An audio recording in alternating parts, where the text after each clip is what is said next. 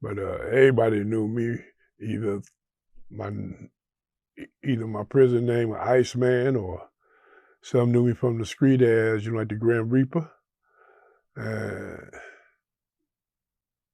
nobody really knew my real name, not even in there, because like I said, people call me different names because I never was proud of giving them my real name, because in case something jump off, they called me Grim Reaper.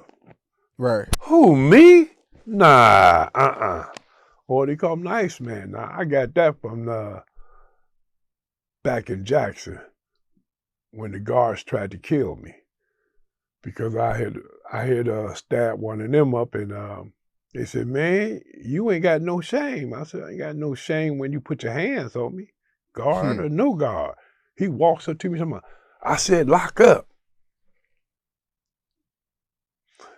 You must be new in this place. You don't put your hands on me.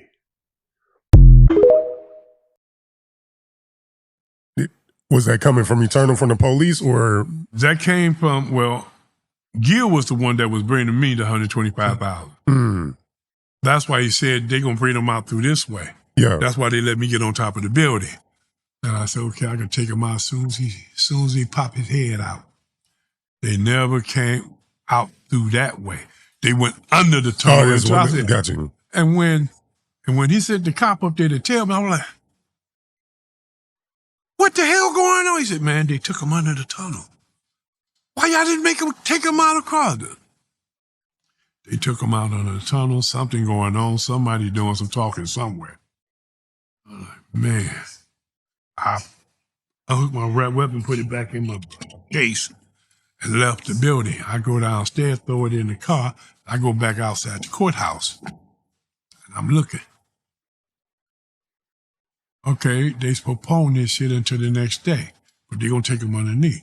Okay, so we're going to do this then. Hey, bring everybody down here. We're going to protest. Free Rick, free Rick. That's why they thought we worked it for Rick. The judge was like, nah, he couldn't be in charge of all those black guys.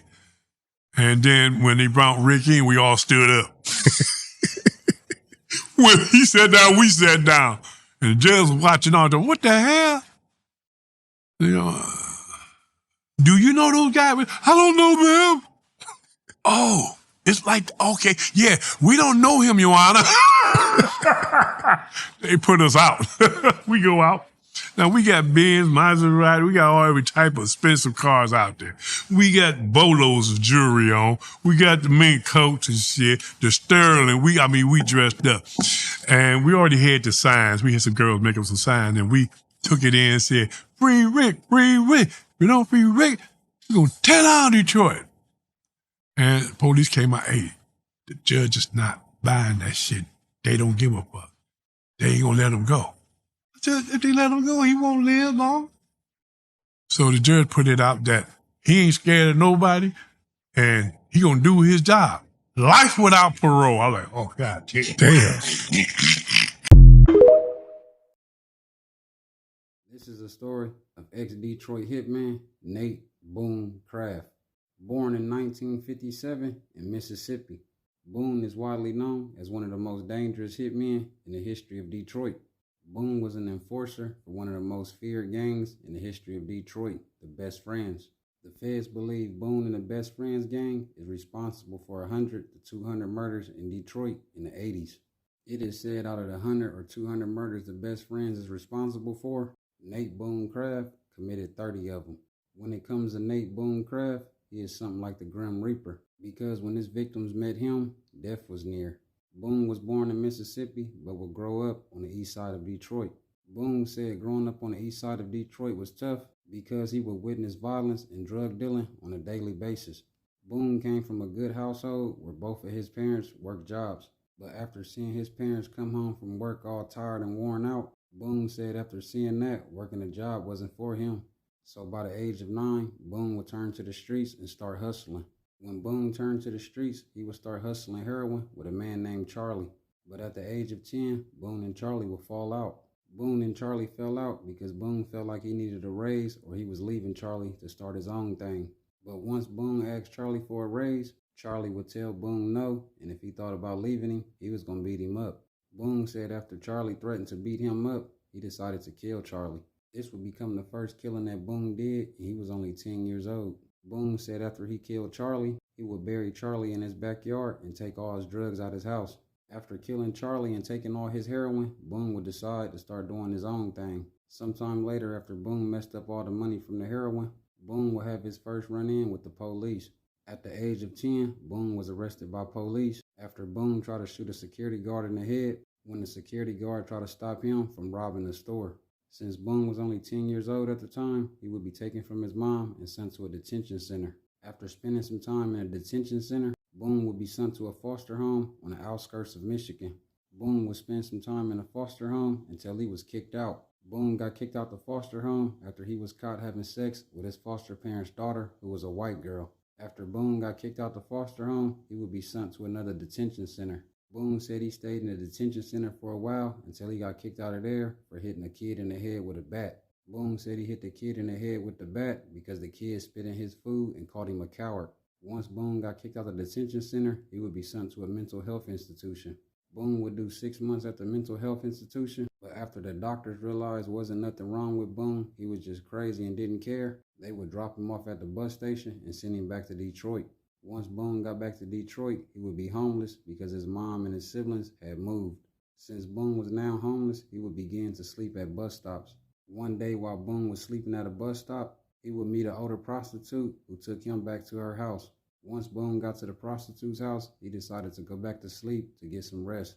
Sometime later, after Boone was at the prostitute's house, he would be woken up out of sleep and witness the prostitute getting beat up by her pimp.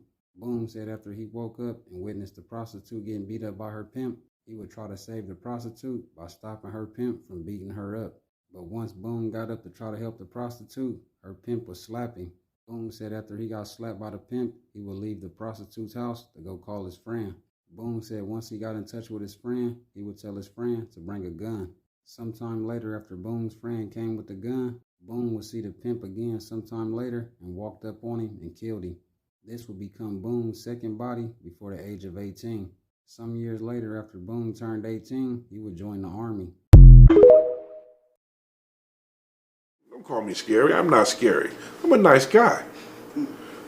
You know, I believe I am. I might do things sometimes, but hey, it was love of money. Money makes me feel different.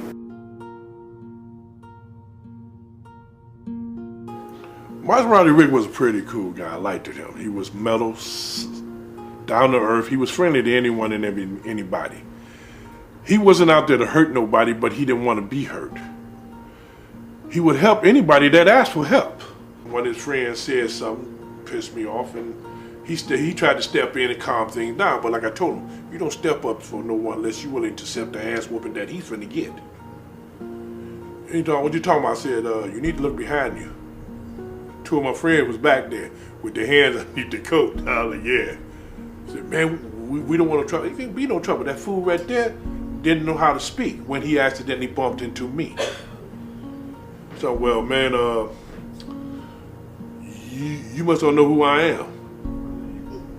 You're finna become a dead man in a few minutes. My boys pulled down their gun and I already had mine up on the sling because I always carried a sawed-off shotgun on the sling, and I had 44. Those are my two favorites.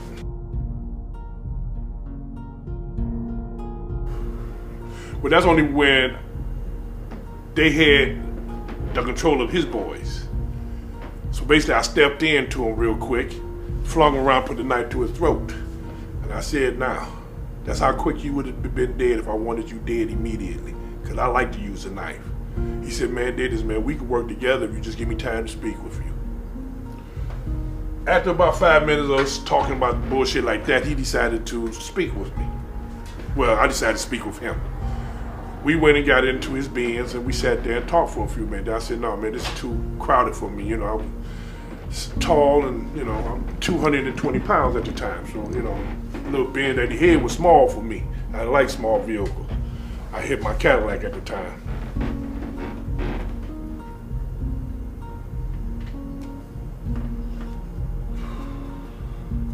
We talked. He was telling me about himself, about what he do and so forth, and that he could get me down, put me down, but he would like to use me as a bodyguard. Did he tell you his name? Rick Carter. He said, you might have heard me, they call me Maserati. So I don't pay no attention to what people say on the street. Only fools do that. Because you can't get a rep with me by, oh, my name is this and that. Show me who you is and step to me like a man. You can't step to me like a man. I don't want to hear nothing about, well, read about me, my rap. Your rap ain't shit to me. You bleed just like I bleed. If you kill me, I don't know it, I'm dead. But if we gonna fight, most likely, I'm trying to take you with me. I ain't going to hell by myself. So what happened that first day you were with Rick? He gave me $600. Back then, it was kind of rough and tough, but I never was one to be a follower or hang out and play games. I was always out there hustling. So I started hustling from the age of 9. 9 years I was old. out there selling heroin and shit up with this guy named Charlie. And by the time I turned 10, we had a falling out. Me and my friend, Germ, I guess I can say his name because he's dead. He passed away last year of COVID. But we had to talk to him, and we told him, hey, man, did this, man. You got to give us some more money. He said, I ain't giving y'all nothing. Y'all should be happy that I'm letting you work. I said, we don't want bringing in your money. I mean, you got to understand, these people wasn't paying you nothing. When you hired me, what did you do? Tell me to go get the money from them. Did I not come back with the money? Yes, so you got to understand, we need more money. Now, either going to give it to us or we're going to go our way and start our own shit. He talking about, you ain't going to do nothing, I'll beat y'all ass. That's one. He said, what the fuck you mean one? I said, that's one. You don't threaten me and keep on thinking that I'm going to sit here and take it. He said, I'll beat both of y'all. Friend James said, that's 2. He talking about what's going to happen when you get to whatever number. You find out. We blast his ass right there. Shit. If we got to say 3, we ain't going to say it. You'll never hear it. Shit. Took that motherfucker out back and buried him in his backyard, went back in, took all his shit. Damn. By the time they found that stinky body, the whole neighborhood was stinking. They were like, damn, something foul. Oh. So what would you do when they were late on the payments? What would you do? I collect my money. But of course, they wasn't around to do it again. That mean I would kill them. They were like, man, we didn't know that he was getting it from you. I was like, oh, well, now you do. Oh, come on, Grim Reaper. I said, no, baby, ain't no thing, you know. You know, I didn't come to argue. When you see me, it's about one thing. He was like, oh, man, well, that's it. You ain't got to say no more. One to the dome. Then the words get out, oh man, we think that the Grim Reaper out there cleaning the streets. People say when they see me coming down the street with that hoodie up and them glasses on, they know somebody finna die in the neighborhood. I was like, you got that right. You know, I don't. And you would, when you kill somebody, you would always go by yourself and do it? Yeah, I didn't need no witnesses. You shouldn't be playing tennis. If you know you a drug dealer and you got enemies, you going up to hit the ball, boom!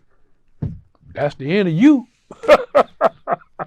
And not to mention the police station was right across from the tennis yard when we hit him. And I didn't really like it, but hey, we did it, and I was like, okay, man, come on, let's go. We go, and then we get back to his house because his girlfriend worked it for the DEA. That's how we knew what cars that the DEA was bringing up from Florida or California, whatever, driving around trying to act like they drug dealers. And we were like, hey, officer, nice car. Florida, right? They be like, how in the heck is these people knowing where you get these cars from? because the girl telling us everything about y'all. Same way when they hired me to kill the DA agent. They said, "How did you know what she?" I said, "She fed me information. She told me what type of car they had, and this and that. Your money, you give my jewelry back." I go back to the house. My brother Willie's sitting up there in the bathroom shooting up. So I go back out to the car and I get my shotgun. I'm coming back in. I'm gonna do him real quick. Who? Your brother? Yeah, because he stole my money. You were gonna kill your brother? Well, yeah, but see, he wasn't a brother no more after he did what he did. You don't steal from family. You don't hurt family. You protect family. And this boy had took all my money and my jewelry, and then he went and pawned it. How much money was it? Do you It remember? was about $6,000. 6,000. Yeah, I had a hard night that night. I did not collect all the money I should have, but I said, well, I'm glad he got me for that little lease. But now I'm going to put him out of his misery. What stopped you from killing him? My mama. She must have heard me coming back in because... When you hired me, what did you do? Tell me to go get the money from them. Did I not come back with the money? Yes, so you got to understand, we need more money.